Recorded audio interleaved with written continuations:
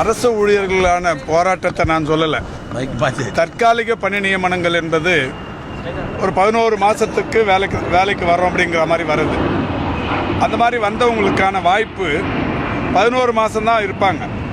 அதுக்கப்புறம் எக்ஸ்டெண்ட் ஆகுன்னா 1 நாள் 2 நாள் லீவ் விட்டுட்டு திரும்ப வருவாங்க.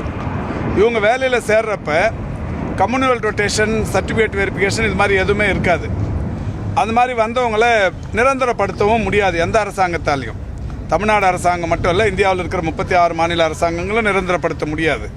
அண்ணாமலை எங்கேயாவது பண்ணியிருக்கிறாங்களான்னு ஆதாரத்தோடு கேட்டுங்க. நீங்களே நிரந்தரப்படுத்த முடியாது.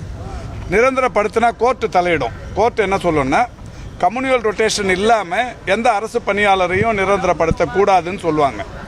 இந்த நிலையில் இதை தெரிந்து கொண்டே போராட்டம்ங்கிறது ஒரு சிலர் தூண்டிவிட்டு நடத்தப்படுகிற போராட்டம், அரசு ஊழியர் போராட்டத்தை அல்ல.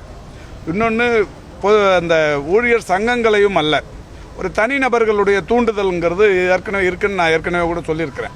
பெங்களூரை சேர்ந்த ஒருவர் இங்கே இருக்கிற VHN போராட்டத்தை தூண்டி விட்டார். அவர் பேரில் நாங்கள் இது கேஸை கொடுத்துருக்குறோம், ரிப்போர்ட் பண்ணியிருக்கிறோம். இந்த மாதிரியான சூழ்நிலையில் இந்த தனிநபர் தூண்டுதல்களை மக்கள் ஏற்றுக்கக்கூடாது, அது ஊழியர்கள் ஏற்றுக்கக்கூடாது. ஒன்று, போராட்டங்கள் என்பது இயல்பாக நடக்கணும். தேர்தல் நடக்க போகிற நேரத்தில் அரசுக்கு அழுத்தம் கொடுக்குற வகையிலான இந்த மாதிரியான தூண்டி விடுகிற போராட்டங்கள் குறைக்கப்பட வேண்டும் என்கின்ற நோக்கத்தில் சொல்லப்பட்டதே தவிர போராட்டங்களையே கொச்சைப்படுத்துறதுங்கிறது திமுக அரசின் நோக்கமல்ல. இன்னொன்று, நான் அரசியல்வாதிங்கிறத தாண்டி முன்னாடி நான் ஒரு யூனியன் தலைவராக இருந்து தான் அரசியலுக்கு வந்திருக்கிறேன். ஒரு 1980களில் நான் ஏற்கனவே சட்டமன்றத்திலே இது பதிவு பண்ணேன்.